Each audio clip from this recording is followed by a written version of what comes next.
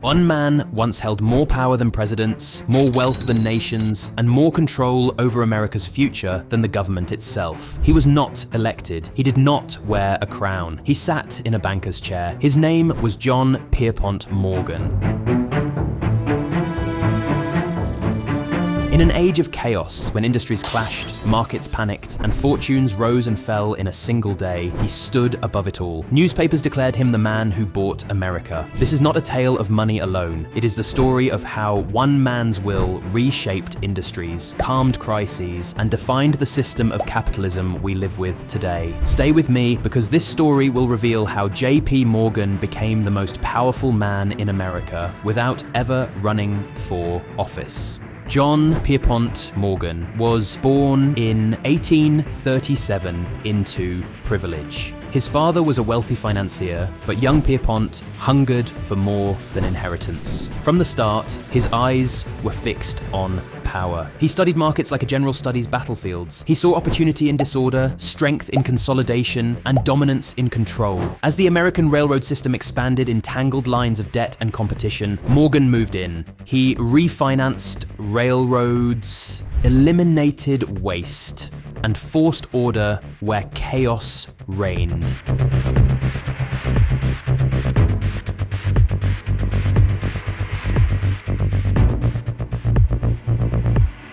Every move was calculated. Every rival was measured. By the 1880s, Morgan was not just a banker. He was the quiet commander of American industry.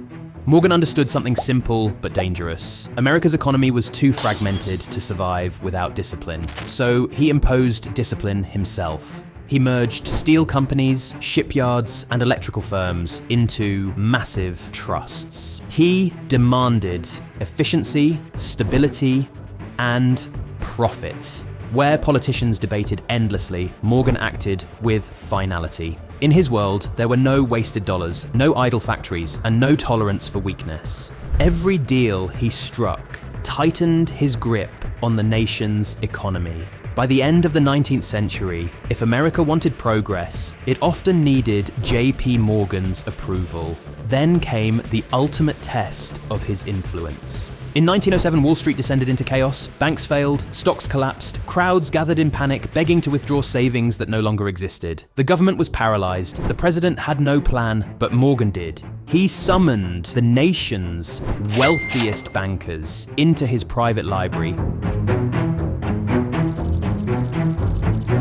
locked the doors, and laid out their choices. Save the system together or watch it collapse. All night, he negotiated, threatened, and persuaded. He forced agreements no politician dared to demand. When morning came, the market stabilized. The United States had been rescued not by Congress, not by the White House, but by one man. In that moment, democracy yielded to a banker.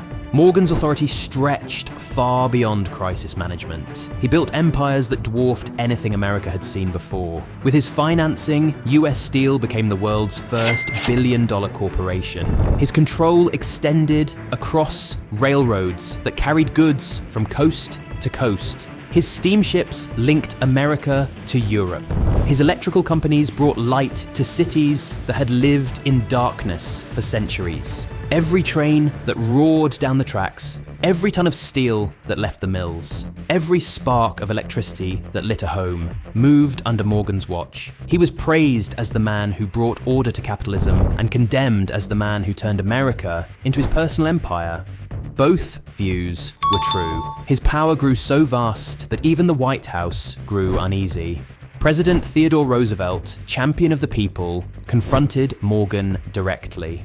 Roosevelt believed no individual should dominate the entire economy. Morgan calmly disagreed. He argued that his control ensured stability and protected growth. The truth was undeniable. Morgan had become a rival to the United States government itself. He held more influence over America's financial future than the president. The clash raised a question that still echoes today. Can a democracy survive when unelected power overshadows elected authority?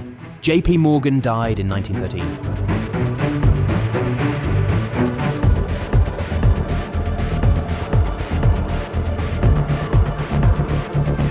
His personal fortune shocked the public, but even more shocking was how small it appeared compared to the vast empires he controlled. His wealth measured in billions, but his influence measured in systems that outlived him. The creation of the Federal Reserve that same year was no coincidence. It was designed to prevent any one man from ever holding Morgan's level of power again. He was called a savior for rescuing the economy, a tyrant for crushing competition, and a king without a crown for dominating America's future. Whether admired or feared, his legacy is undeniable. JP Morgan did not simply make money. He rewrote the rules of capitalism. He bought industries. He bought influence. And for a time, he bought America itself.